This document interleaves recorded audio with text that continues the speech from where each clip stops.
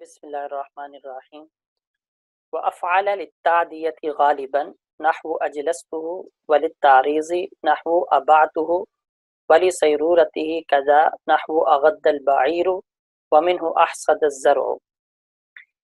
پہلے مجردات کی خاصیات بیان کر رہے تھے، اب مزیدات کی خاصیات بیان کرنے لگے ہیں۔ سب سے پہلے افعال کی خاصیات بیان کر رہے ہیں۔ باب افعال کے علامہ ابن حاجب نے 6 خاصیات بیان کیے ہیں۔ فرماتے ہیں افعال للتعدیة غالبا، پہلا خاصہ یہ ہے کہ یہ اکثر تعدیہ کے لیے آتا ہے۔ تعدیہ کا مطلب یہ ہے کہ یہ متعدی بنا دیتا ہے۔ لفظ اگر لازم ہو، مجرد لازم ہو تو اس کو متعدی بنا دیتا ہے۔ جیسے اجلستہ، میں نے اس کو بیٹھنے والا بنا دیا۔ نمبر 2 للتعریض، افعال تعریض کے لیے آتا ہے۔ تعریض کہتے ہیں پیش کرنے کو، یہاں مراد ہے کہ شے کو محل ماخذ میں پیش کرنا۔ ماخذ سے مراد ہے مصدر، مصدری معنی۔ جیسے ابعتہ، میں نے اس کو بیچنے کے لیے پیش کر دیا۔ ولی سیرورتہ کذا، اور سیرورت کے لیے بھی آتا ہے، یعنی اس چیز کو ایسا کرنے کے لیے۔ سیرورت کا مطلب یہ ہے کہ شے کا ماخذ صاحب ماخذ ہو جانا، سیرورت کہتے ہیں شے کا صاحب ماخذ ہو جانا۔ جیسے اغد البعیر، اونٹ خارش والا ہو گیا۔ علامہ ابن حاجب کہتے ہیں کہ یہ مثال احصد الزرع، یہ بھی سیرورت سے ہی ہے۔ تو اس صورت میں ترجمہ یہ ہوگا کہ کھیتی کٹائی والی ہو گئی، لیکن باقی صرفی حضرات اس میں فرق کرتے ہیں اور احصد الزرع کے لیے ایک علیحدہ سے خاصہ بیان کرتے ہیں، حینونت۔ حینونت کا مطلب یہ ہے کہ شے کا ماخذ کے وقت کو پہنچ جانا، شے کا ماخذ کے وقت کو پہنچ جانا۔ لہٰذا احصد الزرع کا اس صورت میں ترجمہ ہوگا کہ کھیتی کٹائی کے وقت کو پہنچ گئی۔ ولی وجودہ علی صفت، یہ اگلا خاصہ ہے۔ پہلا تعدیہ تھا، دوسرا تعریض تھا، تیسرا سیرورت تھا، اور اب یہ چوتھا ہے ولی وجودہ علی صفت، اس کو کہتے ہیں وجدان۔ وجدان کا یہاں ترجمہ ہوگا پانا۔ تو مطلب یہ کہ شے کو صاحب ماخذ پانا، شے کو صاحب ماخذ پانا۔ تو ولی وجودہ، اس شے کو پانے کے لیے، اعلیٰ صفت، کسی صفت پر۔ جیسے احمدتہ، میں نے اس کو حمد والا پایا۔ ابخلتہ، میں نے اس کو بخیل پایا۔ نمبر 5 کبھی افعال سلب کے لیے آتا ہے، یعنی ماخذ کو سلب کر دینا۔ جیسے اشکیتہ، میں نے اس کی شکایت کو دور کر دیا، سلب کر دیا یعنی اس کی شکایت کو ختم کر دیا۔ اور نمبر 6 بمعنی فعل، کبھی افعال فعل کے معنی میں آتا ہے، جیسے اقلتہ، قلتہ کے معنی میں بھی استعمال ہوتا ہے۔ تو یہ 6 خاصیات افعال باب کے بیان کی ہے۔ آگے 4 خاصیات فعل باب کے بیان کی ہے، باب تفعیل کے 4 خاصیات بیان کی ہے۔ فرماتے ہیں فعل للتکثیر غالباً، اکثر اس کا استعمال ہوتا ہے تکثیر کے لیے، یعنی ماخذ کی کثرت کے لیے۔ جیسے غلقت، میں نے بہت زیادہ بند کیا۔ جیسے غلقت الابواب، میں نے بہت زیادہ دروازے بند کیے۔ قطعت، میں نے بہت کاٹا۔ جولت، طوفت، میں نے بہت چکر لگائے۔ موت المال، مال بہت زیادہ ہلاک ہو گیا۔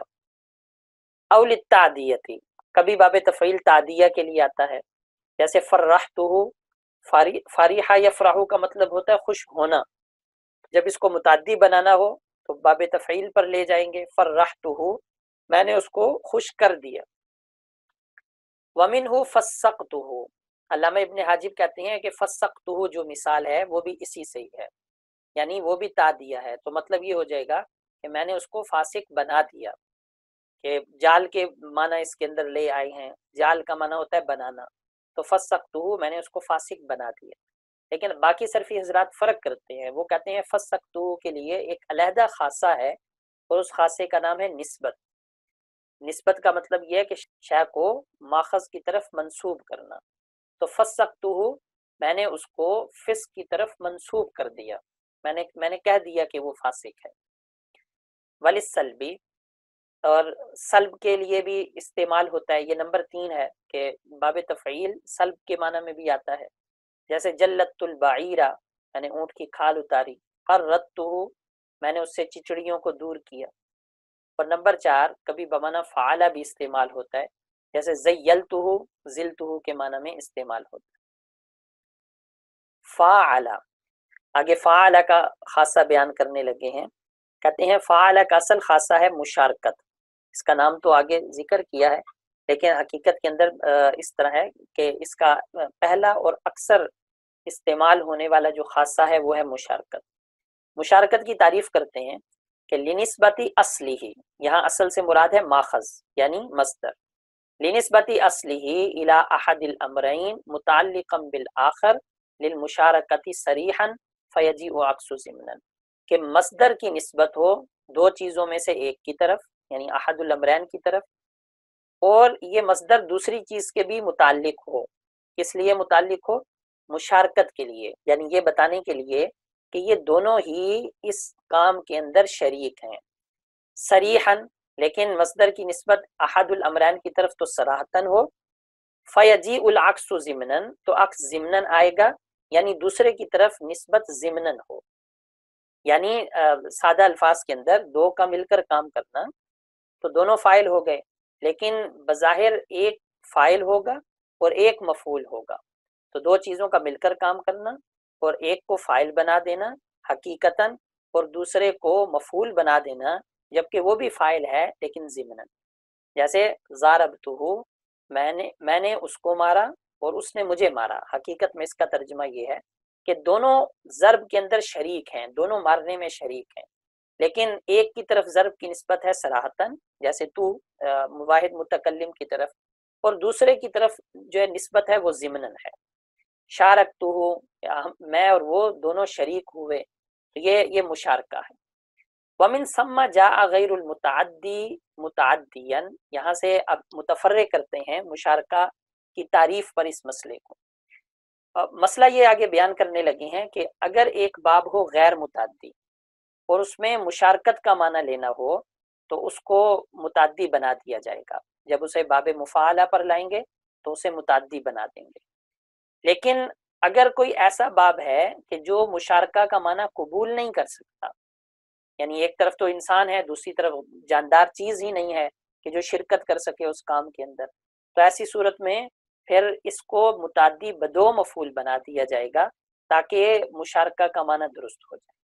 تو فرماتے ہیں ومن ثم جاء غیر المتعدی متعدیا، اسی وجہ سے غیر متعدی متعدی ہو جاتا ہے، آتا ہے، یعنی اس کو متعدی بنا دیتے ہیں. جیسے کاروما کا مطلب ہوتا ہے کرم والا ہونا.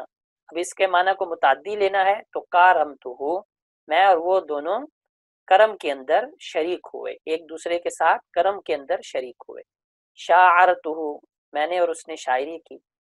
والمتعدی الی واحد مغایر للمفاعل متعدیا الی اثنین، اور جو ایک کی طرف متعدی ہے لیکن وہ ایک مغایر ہے مفاعل کے، وہ ایک مفاعل کے مغایر ہے. مغایر کا مطلب یہ ہے کہ وہ اس کام میں شریک نہیں ہو سکتا، مثلا یہ کہ وہ غیر جاندار ہے جیسے اس کی ابھی مثال دینے لگے ہیں. تو متعدیا الی اثنین، اس کو دو کی طرف متعدی بدو مفعول بنا دیا جائے گا. جیسے جاذبتہ الثوب، میں نے کپڑے کو کھینچا. اب یہاں پر یہ ترجمہ نہیں ہو سکتا کہ میں نے کپڑے کو کھینچا اور کپڑے نے مجھے کھینچا، یہ تو ترجمہ غلط ہے. تو جب معنی اس کے اندر متعدی والا لینا ہے تو یہاں پر متعدی بدو مفعول کر دیا جائے گا اور ہوگا جاذبتہ الثوب. بخلاف شاتمتہ، برخلاف شاتمتہ کے. بخلاف شاتمتہ کا مطلب یہ ہے کہ اگر وہ مفاعل کے مغایر نہ ہو. مفاعل کے مغایر ہونے کا مطلب یہ ہے کہ وہ اس کے ساتھ شریک ہو سکے، تو ایسی صورت میں متعدی بدو مفعول نہیں لایا جائے گا، متعدی بیک مفعول ہی کافی ہوگا. جیسے شاتمتہ، ہم نے مل کر، میں نے اسے برا بھلا کہا اور اس نے مجھے کہا، تو دو انسان مل کر برا بھلا کہہ سکتے ہیں، اب متعدی بدو مفعول لانے کی ضرورت نہیں. وبمعنی فعل، اور فعل یعنی باب مفاعلہ کبھی فعل کے معنی میں بھی آتا ہے، جیسے ضاعفت بمعنی ضاعف بھی آتا ہے، ضاعفت کے معنی میں بھی آتا ہے. وبمعنی فعل، اور کبھی فعل کا معنی ادا کرتا ہے، جیسے سافرت، اس کا معنی وہی ہے جو سفرت کا معنی ہے.